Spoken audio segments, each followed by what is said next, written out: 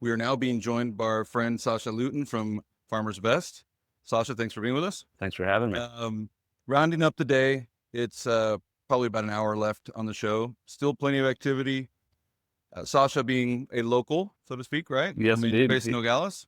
Based in Nogales. Yes, sir. Based in Nogales, a stone's throw away from Tucson. Uh, we asked Sasha to join us to give us a little bit of insight on the show, the feedback from customers or from attendees, I should say. Um, how he's seen the show so far grow over the last couple of years, for example. Any feedback you might want to share with our viewers to encourage them to attend next year? To attend next year, sure. I mean, I think that the feedback that I heard for years was that the show when it was down in Nogales, it wasn't a serious one, and I think that the association has made a huge effort in making it a more serious show, and I think it's become exactly that. A lot of great feedback from customers that are attending, and a lot of promises to return and bring more people from their companies. So it's really great to hear. Yeah. Definitely more commercially viable, I guess you'd say, Absolutely, right? yeah. The education sessions were great. Certainly interested from a business perspective, things that are on the front of your mind, or at least what kind of keeps you up at night, or what's taking more of your bandwidth than maybe it did last year. Do you have anything that you'd share with us? Sure, I would be remiss though if I didn't mention one of the reasons to come to Tucson is the weather, especially right now. Yeah. No, it's some of the things that are on my mind, our mind at Farmer's Best is certainly um, the tomato suspension agreement or the lack thereof this year, tariffs, that's top of mind, but not necessarily from a point of view of fear, just trying to get more clarity and offer more clarity to our customers. I think the message that, we should be sending out there is that, there's plenty of product in the ground and coming to the US and, that's going to continue with or without tariffs. You mentioned the tomato suspension agreement, and while it's an additional cost input, the effect at least of it, we haven't really talked about today. We've talked about tariffs. Is there a path forward on is there, well, clearly there would be a path forward, but what's the next toll gate on the suspension agreement? Is there a future extension possible? Is it a matter of rewriting the extension, or is it completely blown up and starting from the ground Yeah, floor? my understanding is that the tomato suspension agreement is gone, and I should correct myself, not tariffs, duties, Okay. which matters. Sure. So no, they my understanding is that the tomato suspension agreement is over, and will not likely return in any way. So yeah, I think the next step is Commerce will do an investigation, and audit us again in I think 12 months now. So yeah.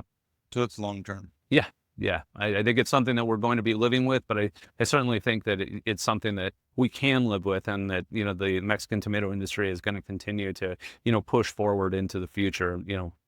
Maybe not as aggressively as we once were, but it's definitely a headwind, but we'll continue to grow. So we had Ron Lemaire actually on today. It was an interesting perspective, his perspective and why it was important. He felt important for him to be here, representing, his Canadian membership. Obviously, Canadian retailers purchase Mexican grown product, which is something that maybe a lot of folks don't think about. I mean, I didn't really think about it that much, honestly, until I saw him. Yeah.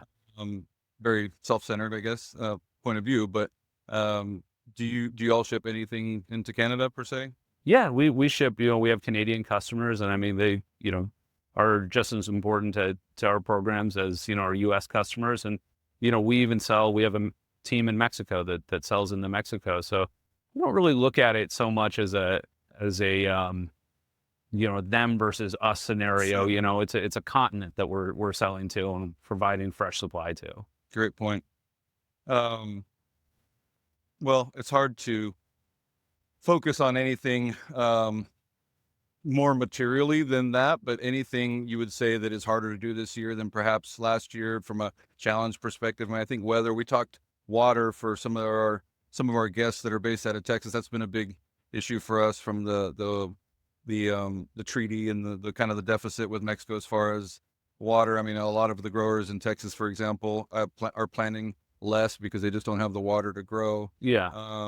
Is that impacting also in northern Mexico? Not where we grow. We grow largely in San Luis Potosí and then in Sinaloa and a little bit in Sonora. And so far we've been fortunate not to have water issues. The water issues that we had in the past, specifically in Sinaloa, have gone by the wayside, and the reservoirs are in good shape now. So like we feel good. I think our major headwind, if there is one, but it seems like our production team seems to be managing through it well, is labor in Mexico. That's become more expensive and sometimes harder to find. And that's, we're working through that. That's all we can do. Yeah. So a little bit more automation, come into our neck of the woods, so to speak. And, that's the way we're going to proceed forward. From a labor perspective, what would you say is your largest competition? I mean, I'm assuming it's industrial, like maquiladora. Yeah. Industry? Yeah. I mean, candidly, who wants to, be in a hot field, picking tomatoes when, you can work in an, uncovered environment. So, Sure. I mean, like, I understand it. But yeah, that's the biggest challenge right now. Mexico has been developing, continues that development. There's more educated people down there, which is a great thing for the whole country, but it's growing pains for us, as growers. So, yeah. Yeah. And there are a number of growers, obviously. I think we think of the region as a large, very large whole, but I've seen the list on some of the data that AMPAC sends out. And they have a very robust data set of information for, between volume and packages shipped or cases shipped and membership, etc. What impressed me the most was their number of the members, and which obviously represents growers. So Right. there are a ton of growers in Mexico. There are a lot of it's like I growers. tell people that aren't as close to the border that call me sometimes for information, maybe on the west side of Mexico, right, or like in Baja or something. I tell them, it's like a whole other country. Yeah. I mean, it's like you asking me the question between the difference between Texas and California, right? Yeah. There's a whole other set of dynamics there. So Absolutely. and challenges, obviously. Yeah. Transportation, pretty accessible right now for you guys. In Mexico, yes. In the U.S., that's been a challenge over the last few weeks, but that's a seasonal blip, and we work through that and continue on. It's a little bit of concern, long term, about driver availability, and I mean it's on our minds, but we're not panicked about it at all. Sure. Yeah. Wow. What's the next thing you're looking forward to? I would say. I mean, do you guys have any products you're working on right now? Anything? Yeah, I mean, we are in the thick of our season right now. This is prime time for So it's Farmers not product Best. development season, right? It's not product development. Okay. Meeting season is over, and selling season is on full bore. So I mean, Gotcha. we're pushing out, kind of our peak volume right now. We did bring on last year a new program where we're doing hard squashes, green beans. Those are two new programs. And more recently this year on a contract basis only, we're doing some 11-pound bell peppers, which has been probably 15 years since we last did something like that. So back by popular demand. Yeah, dipping our toe back in the water, getting out of our comfort zone a little bit, and working on some new projects.